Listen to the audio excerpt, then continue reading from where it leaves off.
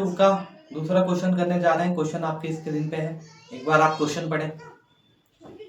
Rachel, an engineering student, was asked to make a model shaped like a cylinder with two cones attached and its two ends by using a thin aluminum sheet. The diameter of the model is 3 centimeter and its length is 12 centimeter. If each cone has a height of 2 centimeter, find the volume of an air content in the model that Rachel made. Assume the outer and inner dimension of the model to be nearly the same. Question में हमें दिया है Rachel एक engineer student है, उससे कहा जाता है कि एल्यूमिनियम शीट से एक ऐसा मॉडल बनाया जाए जिसमें एक सिलेंडर हो और जिसके दोनों सिरों पे क्या हो, एक एक कोन हो। तो हमें निकालना है वॉल्यूम ऑफ एयर कि इस मॉडल के अंदर कितनी एयर आ जाएगी। हमने देखा हमें कोन की हाइट तो दे रखी है लेकिन सिलेंडर की हाइट नहीं दे रखी, क्योंकि ये हाइट टोटल होती है, ये सिलेंडर की हाइट नहीं है, ये कोन और इन दोनों की मिला के है। तो हम निकालेंगे हाइट ऑफ सिलेंडर। यहां बड़े अक्ष का हम इसे डिनोट करेंगे। हमने लिखा 12, यहां पे एक हाइट हो गई, एक हाइट हो गई, -2 ये हो गई 8। रेडियस हमारी पता है हमें, अगर डायमीटर हमारी कितनी है 3 है तो रेडियस हमारी क्या हो जाएगी 3/2 हो जाएगी। और कोन की हाइट हमें दे ही रखी है ये, तो हमें निकालना है इसमें वॉल्यूम ऑफ एयर कि कितनी इसके अंदर एयर आ जाएगी मॉडल के अंदर। तो हम लिखेंगे वॉल्यूम ऑफ एयर। सबसे पहले हम लिखेंगे वॉल्यूम ऑफ सिलेंडर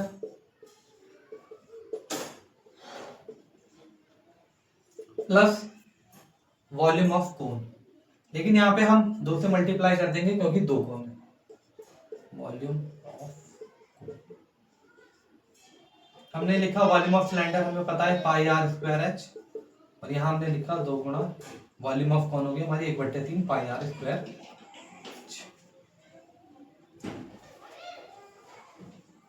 तो यहाँ पे हमने क्वेश्चन को शुरुआत करा, अब हम कॉमन लेंगे।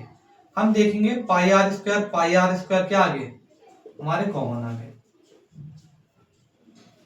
और हमारा कुछ कॉमन आ रहा है, h हमारा कॉमन नहीं है क्योंकि ये कोन की हाइट है। जो कोन की हाइट है वो हमें कितनी दे रखी है 2 दे रखी है, और जबकि जो हमारी ये वाली हाइट है सिलेंडर की, इसे बड़े वाले अक्ष से लिखें आप, ये अलग चीज है इसलिए हम इसे कॉमन नहीं लेंगे, इसे हम लिखेंगे ब्रैकेट के अंदर h।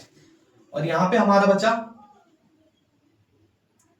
प्लस 2/3 ये हमारा आ गया h ये वाला, क्योंकि πr² ही कॉमन आया था, h तो हमारा कॉमन आया ही। हमने लिखी वैल्यू 22/7, r² है यानी हमारी 3/2, h हमारी 8 है प्लस 2 गुणा 3, और ये वाली h हमारी कितनी हो गई, ये h हो गई हमारी 2 कोन की है।